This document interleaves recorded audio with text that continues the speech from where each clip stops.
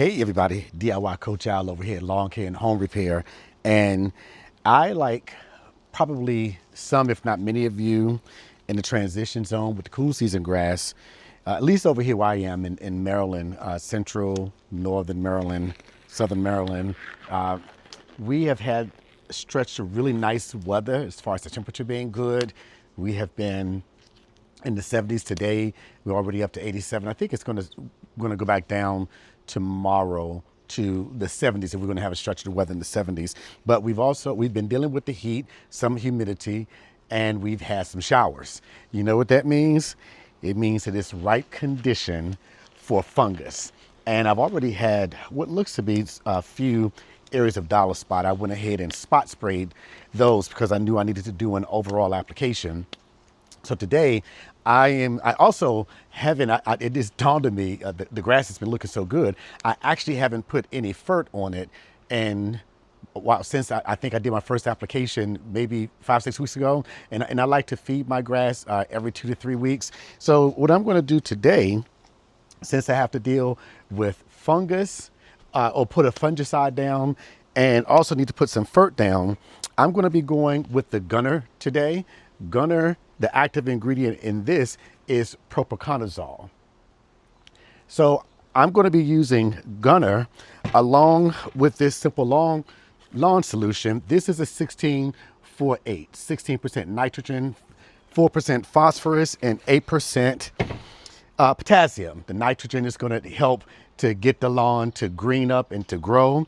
That phosphorus is really important for that root development, strengthening those roots, and that potassium is actually good for the overall health of the lawn. It helps with disease control, drought resistance, and because we've had some heat already, the lawn has actually been growing, but because we're starting to get up there in the temperatures, the new grass is really growing like crazy. The established lawn is really growing. This is a perfect time to put down some fert and also go ahead and put a preventative rate of the Propiconazole down, which for the Propiconazole, the Gunner, it's suggesting 0.5 ounce per 1,000 square feet.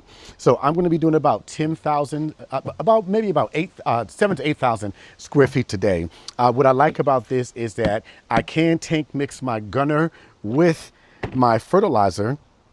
And because these both need to be watered in, I'm going to actually be using this T-Jet flood jet nozzle. So the first thing we want to do is mix our tank about halfway full of water. About halfway, it doesn't have to be exactly halfway, maybe a quarter of the way, but you want to get that water mixed in first. You notice I'm wearing my PPE. You definitely want to make sure you're doing things like this. I see a lot of people on YouTube actually discouraging the use of some PPE, and I'm not trying to tell anybody else how to do what they do. I actually had a disease in my eyes before, and as a result of that, I deal with glaucoma, and I've lost some peripheral vision. Not a whole lot, according to my ophthalmologist, but enough that I have to take medicine for it on a regular basis. So I'm always very careful about getting things in my eyes. The other thing is that no matter what you're doing, you can always get things to kind of pop in your eye, especially if you're doing things like edging and things like that. And when you get this stuff on your hands, it is absorbed through your skin. I have worked in hospital ERs for maybe 10 years, 9-10 years or so. And I can tell you for a fact that you can get things on your skin that can actually cause problems for you down the road. So I know that some people are saying, hey, you don't have to overdo it with your PPE. I'm not that guy. I'm gonna tell you, always use your PPE, okay? So we're gonna go with, we're already about halfway. This is a 4-gallon tanker. I have been seeing people use these different tanks, the Petra, the Eagle. I think Yardbro was looking at the Milwaukee the other day. I got to tell you, I have not had any problems with this Ryobi 4-gallon tanker. It is not as sexy as some of the other ones, but hey, doing lawn work can be expensive by itself. And if you can get away with something that's not going to cost you a whole lot, hey, go for it. I'm going to actually put my Propiconazole in last. I'm going to start first with my fertilizer. And whenever your fertilizer's been sitting around for a while, you want to make sure you shake it up. What I also do, guys, I actually write on my bottles what I need to use. That way I'm not constantly looking at the labels, which over time they can start wearing out. This calls for 4 ounces per gallon. So I'm going to actually be doing 3 gallons. So I'm going with 12 ounces. I'm going to do 3 and 3 because I have to spray twice. So I'm going to go ahead and put 12 in there. And what I'm going to do, I left my top over here. I actually have an agitator that I use to stir up my products when I put them in here. But because this is just so little, I'm doing the old-fashioned way right now. Just going to shake her up like that. And then when you spray the water in, it's going to agitate it a little more anyway. And then I'm going to put Mr. Propiconazole in. And this is 0.5 ounces per 1,000 square feet. So, so I'm going to get that. Too much. 0.5. So I want to get 1.5. I had it right there. So I'm going to get 1.5. There we go. 1.5 because I'm doing 3 gallons initially. And as I said before, this is the preventative rate. If I were going at a curative rate, the label calls for 2 ounces per 1,000 square feet. So now I got my fertilizer in. I have my fungicide in. And I'm going to put some blue dye in today. And that is because I just don't want to put too much product while I'm doing this. And I'm sorry, I don't want to put too much on the lawn because I actually hit the lawn with azoxystrobin a few weeks ago, and I'm still seeing what looks to be dollar spots. So I'm admitting I didn't look at the label. It could be that the azoxystrobin was not indicated for dollar spot. I'm not sure, and it may not be dollar spot that's out there. And actually with the Propiconazole, it does allow you, this is my dye, the Propiconazole does allow you to mix it with the azoxy so that you can actually get 2 fungicides down at the same time. I choose not to go that route. You can if you want to. I choose not to go that route because I had a very big problem with fungus last year. Almost wiped out my front yard and my backyard. And what can happen specifically with fungicides, it's not like herbicides or pesticides. Specifically with fungicides, the disease can become resistant. And that's why you want to cycle out the different fungicides that you're using. I don't want to mix both and put them both down because I don't want these little turkeys actually getting resistant to both at the same time, if in fact that happens. So what I'm going to do now, I just put my blue dye in. I'm going to come back and fill this. The other good thing about these gloves, whenever you're using dye, most of you probably know by now, that dye will get on your hands, it will get on your clothes, it will get on everything. And when I just walked back there, you may have noticed that I actually have my slides on right now. That's just because I have them on to put everything in. I'm going to put my regular shoes on.